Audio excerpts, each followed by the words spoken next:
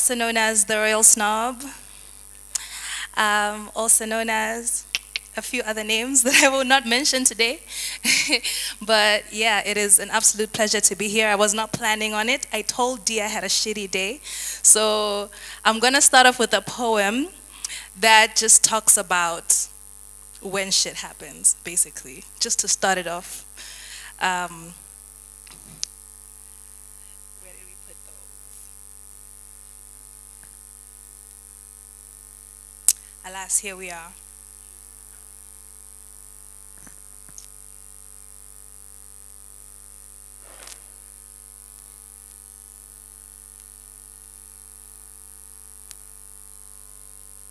This poem is entitled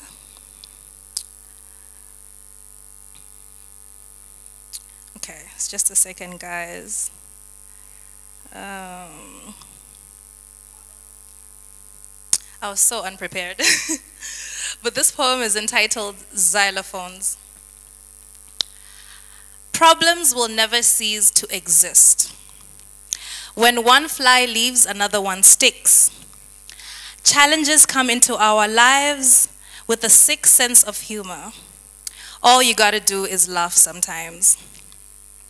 Because sometimes we get ourselves into sticky situations that could have been avoided, and other times it's pure bad luck. The universe taking a dump on your pretty little face like bird poo. The song the universe sings will always be callous, beautiful, and carefree, sometimes off-tempo and raggedy. But her creations are always pregnant with meaning. So once in a while, I could blow it all into the wind and say, shit happens. May the struggle continue. Thank you.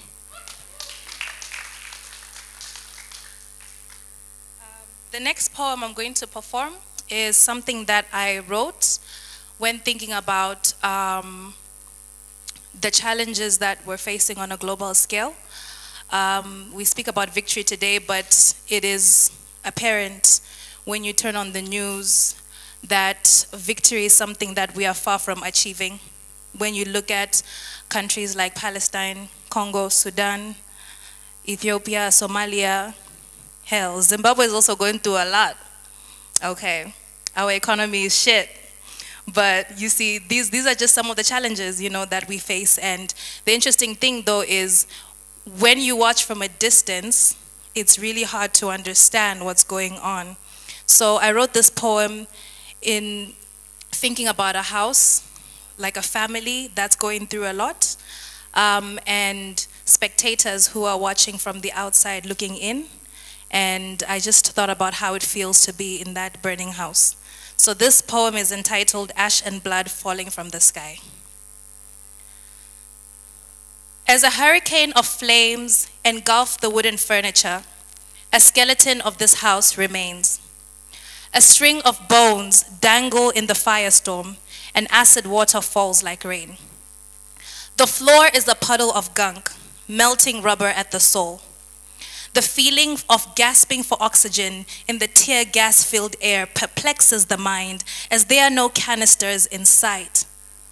All the cameras look the other way and turn a blind eye, presenting a complicated riddle. A complicated riddle, a cynical poem recital that's messy in the middle, and thick slime sluggishly follows the unending slope, painting a painstaking picture of moral numbness. My reflection hides behind an opaque form, and I am backed against a wall. Broken surroundings mat the corridor, making it impossible to get through. Soot gathers at the head of the table. The legs of the table, wheezing from the combustion, give into this swirling inferno. Across the street, a child and its mother ogled through the gaps in their curtains, witnessing destruction occur before their eyes. Their lips tightly pressed together, their hands slowly draw the blinds before they continue with their perfect lives. Thank you.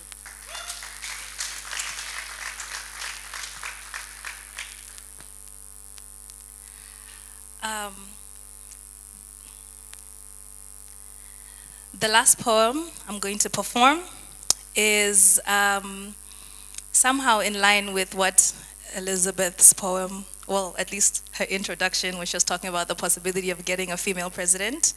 But then I think it is also important to highlight the females who are doing amazing things in society today before they get to those high political positions, because we have a lot of amazing women around us, and this is just a poem that I dedicate to them. When you hear the click of our high heels on the marble floor, you must know that we've come from afar. We, the quixotic women, with a poetic bend in our tongues, the Jameson smooth blend of our blood, dressed to the nines, daughters of renowned priestesses, high priestesses that wove the first strands of our social fabric together. We have traversed time and schemes that try to suppress the natural zest, bright and yellow, of our feminine divine aura. We have circumnavigated plots that tried to wipe us out. Our eyes have seen nations burn. The tears that we have cried in a collective, in private, have extinguished flames in our mothers' compounds. Our hearts mourn the loss of girls' lives that never got to experience the liberties we did. We are survivors of mass femicide in Kenya, female genital mutilation in Sudan, whose musings with the world were cut short by a cruel crowd. Do you think we are oblivious to the horrors you have done? Yet, like cancerous cells, we keep multiplying. We keep regenerating. We engineer thoughts. We are the frantic upsurge of metallic energy. We charge our kinetics in pure symmetry, and that's a definitive decision. We'll be remembered through poetry, prose, and verse for our ice-cold precision, outlandish mentality, and celestial bodies, for we were born to lead. To be the change that our ancestors prayed for, to create with these hands spawns and inventions that will lift my peers from deep depression. To speak through these lips ideas that will cause a shift in perspectives, born to lead the ballistic, bombastic, the bold, and the beautiful. From the dark, a nation that screams light. From the earth, a nation that cries fire. Black bodies aglow like coal in a pool of flames. From Butare to Nyanza, this land bleeds culture, and we live by the cup.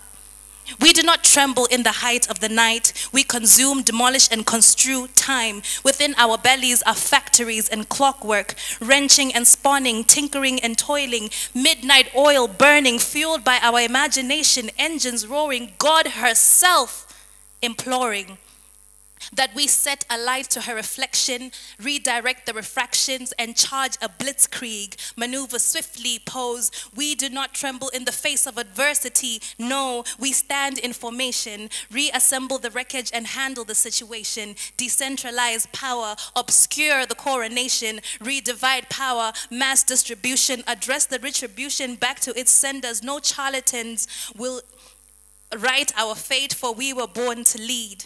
Through the decisions we're making, the risks we're taking, and audacity so loud that great towers are shaking. Thank you.